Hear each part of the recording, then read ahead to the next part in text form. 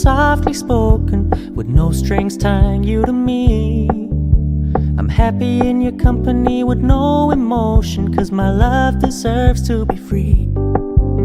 I never wanna look at a house in the garden, I never wanna lock you down. I know you're not mine, it's just my turn, but we can still have fun for now.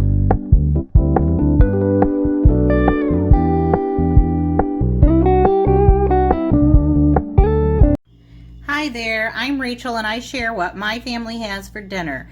Thanks for stopping by. Today I'll be sharing delicious recipes using the crock pot and the air fryer, as well as a super easy dessert.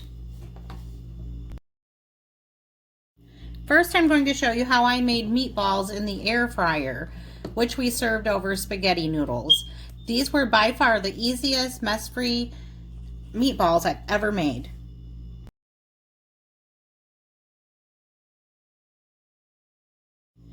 This is how our spaghetti and meatballs turned out, and so let's get started and I'll show you how I got it all put together. For the sauce, I started off by just getting a pound of Italian sausage and some of the rustic Bolognese Pioneer Woman pasta sauce. This was my first time using this sauce and it was a hit. We really liked it. First, I started off by getting the Italian sausage seasoned or cooked up in the frying pan, and I chopped up a half of an onion. Then I tossed half of that half an onion into the pan with the Italian sausage. And then I cooked that together and just stirred and chopped it up into small pieces, then drained it and returned it back to the pan. And then it's just super simple. I added both jars of the pasta sauce to the pan and let that all cook together for it turned out to be a couple of hours because I had a lot of time during this day to let this simmer on low. And I let this heat up on the stovetop while I was getting my meatballs made up and cooked in the air fryer. And then I will put the meatballs in the sauce and then let that all cook together. And it was really, really, really easy.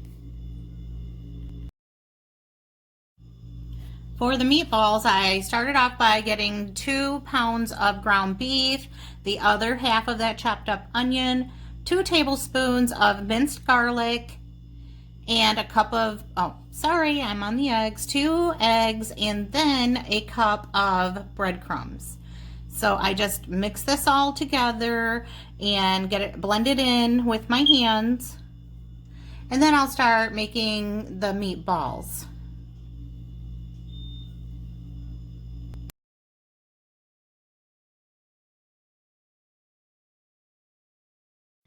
The size of your meatballs will depend on you and whatever your preference is. I kind of made them a little big, thinking, about the shrinkage and if they may fall apart in the sauce, which they didn't.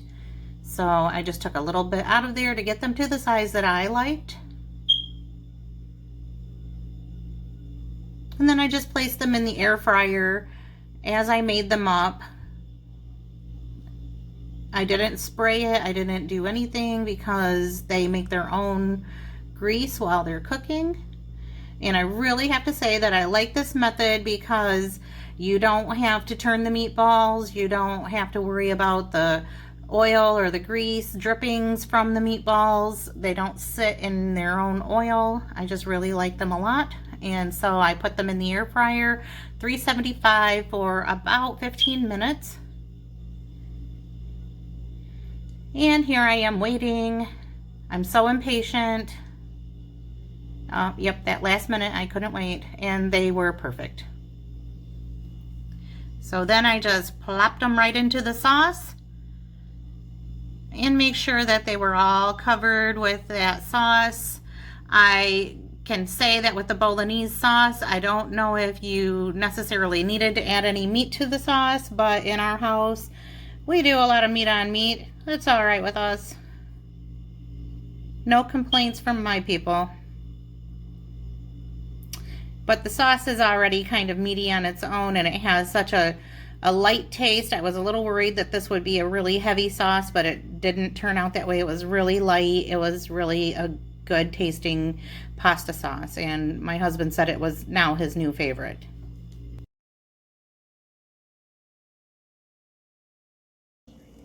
So going into our next meal, I was in a rush and I had to stop at the store to buy something on the way home from work, so it ended up being frozen brats.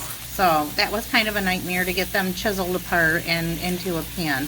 I put them in some water to begin with and boiled them to get them cooked, and in the process I did rip some of the skins. So that's why you see they look a little, what I would call shaggy, but after they cooked for a while in the boiling water, I drained them and let some of that excess water cook off of them, and then put some olive oil into the bottom of the pan, and then just moved them around. We like for the skin to get a nice sear on them. That's just how my family prefers them. So here you see I'm adding the peppers after I've gotten some the sausage skin cooked up to a crispy brown color, and I added some red and some green bell peppers, as well as some sliced up onions,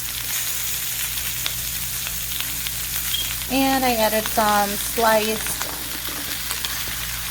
portobello mushrooms. These were already sliced up when I bought them. Decided why not just let someone else do that work for me. And so I'm adding some crushed red pepper. We kind of like things with a little bit of spice in our house. And then I just mix to get the vegetables down into that olive oil so that they can get softened and up. And you can see that brown stripe on the edge of the sausages. That's how we like our brats. And these are brats. In my mind, I wanted to do Italian sausage, but my store didn't have them, and so I got brats instead. And I just am adding 2 cups of water because I'm going to put a rice mix in with this. This is the Zatarain's yellow rice mix. I think I found this on the clearance rack. I have never used it before, but we really liked it. It was just the right seasoning for this dish, and we will make it again someday.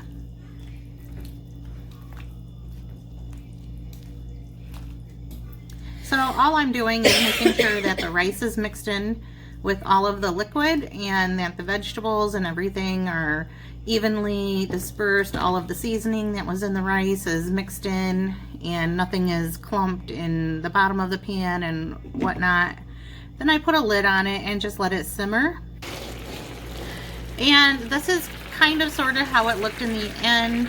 That rice just cooked in all that liquid and soaked it up, and it was gone before I knew it. I had some of the older boys here for dinner that night, and honestly, it went so fast that I didn't even get a chance to get a video of anybody's plates. That's how it goes when you have hungry kids in your house, and it's something that they like to eat. For this next meal, I made beefy French onion casserole using 2 pounds of ground beef, minced garlic, a package of onion soup mix, some French onion dip, sharp cheddar cheese, and 16 ounces of elbow macaroni and French fried onions to go on top. First, I boiled up the noodles, and then I drained them, and right in the same pan I just added my 2 pounds of ground beef and cooked that up in the same pan. I added a couple of spoonfuls of minced garlic. It would be probably the equivalent of 2 tablespoons. And I just cooked all that together and got all the pieces browned up. And then I just drained the grease and the drippings off of that once all of the pink was cooked through.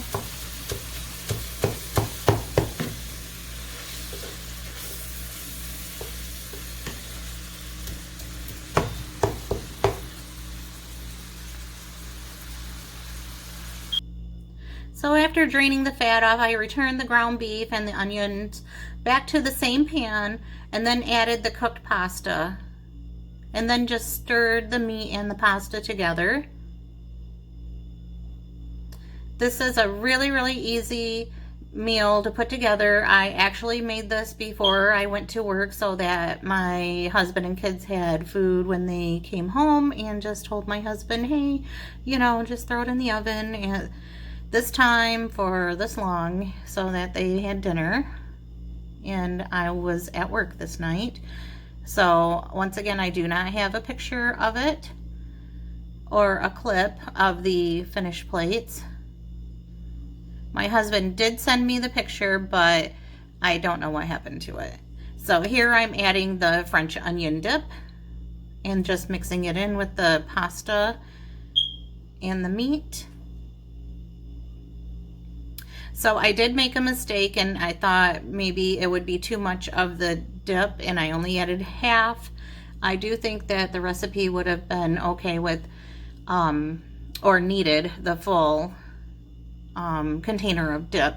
So what I did end up doing is adding a can of cream of celery soup to it, just to make sure that all of the noodles were coated and had enough of the sauce. So I lost some of the footage, but at another point I added the onion soup mix and a cup of water, and then the 3/4 of the bag of shredded cheese, and mixed all of that together. I also, as I said, I added a can of cream of celery soup to it.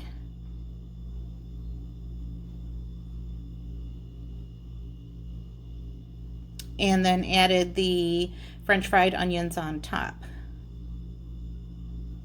So the next meal I made was Hawaiian chicken in the crock pot. So I started off by putting in 6 frozen chicken breasts. And then I added 1.5 cups of dry rice.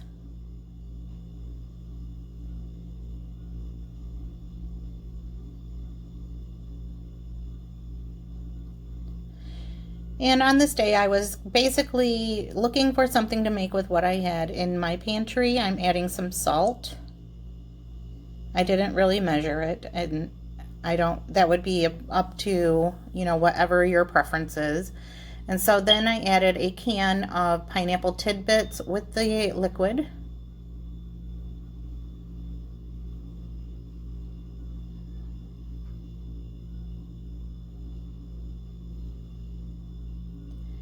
And a whole bag of pepper and onion mix, frozen.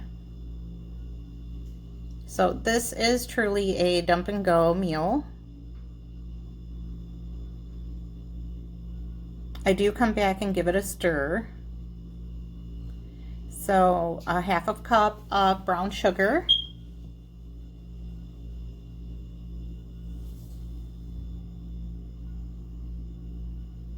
And some soy sauce, and I really have no room to stir or mix anything, so I'm going to let this cook down so that there's room, and since everything's frozen, it just kind of sticks together. And once again, I added some crushed red pepper because that's what we like. We like a little bit of kick to our food. And some minced garlic.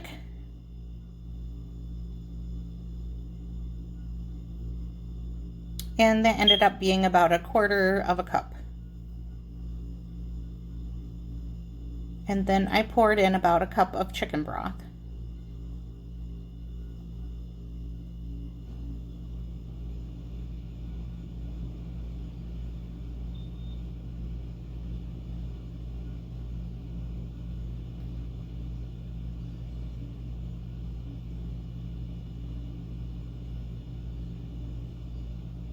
And later in the day, I came and I checked on it a couple hours later, and it had begun to, you know, soften up and thaw out, so enough that I could kind of mix everything together. And I just checked the color of it, and, you know, that's kind of what I do to determine how much soy sauce I want in this, and I decided I would add a little more at this point.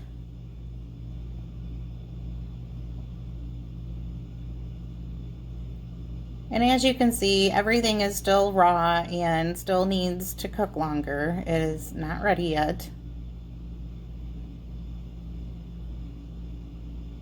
So I just put the lid back on and let it cook longer, and all of the flavors are all mixed up together now.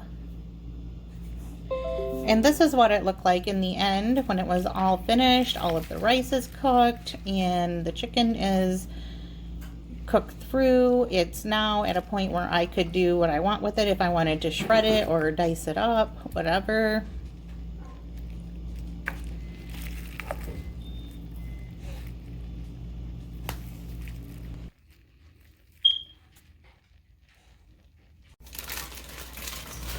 We don't always eat desserts in our house. I'm not a baker, as I've said before, but every now and then I will whip up a box cake mix. And so today I was doing a double food bundt cake, just like the directions called on the cake box. I didn't do anything fancy or extra.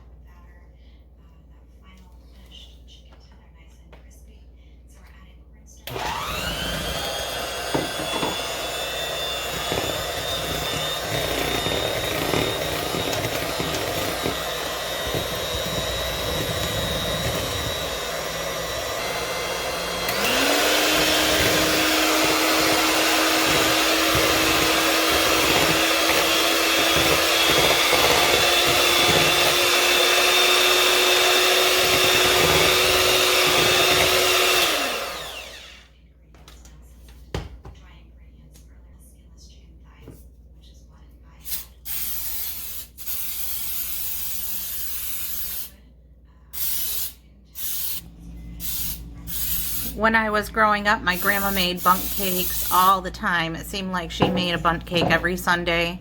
And I remembered I had this bundt cake pan that I had bought for one reason or another, and I had never used it. So I thought today would be a perfect day to get it out of the cabinet and see if I could get it to work, because I know in the past I've made bundt cakes and they stick and they look a little lopsided or whatever, but I figured with it being a brand new pan, it may not stick this time.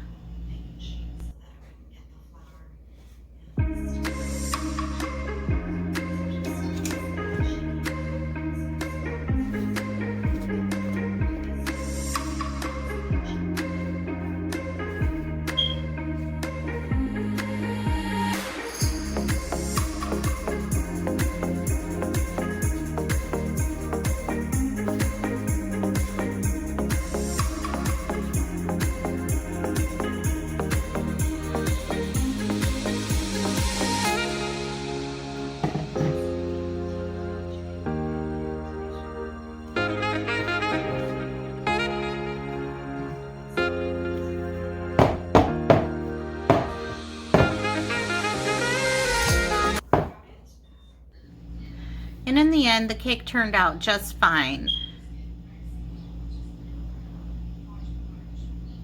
And here I am just flipping it over onto the pan, on a plate, and then I let it cool, and then I decided to frost it. And I have really nothing, no sprinkles or anything in the house to make it extra special. So I just put some of the frosting into a Ziploc bag and tried to pipe it onto the cake. And I decided to use chocolate and white frosting to frost it. So I'm no expert, but I did the best I could. And my sons thought this was a store-bought cake, which to me is a little funny because it's not as nice as what you would buy at a store, but to them it was extra fancy because, like I said, I don't really bake.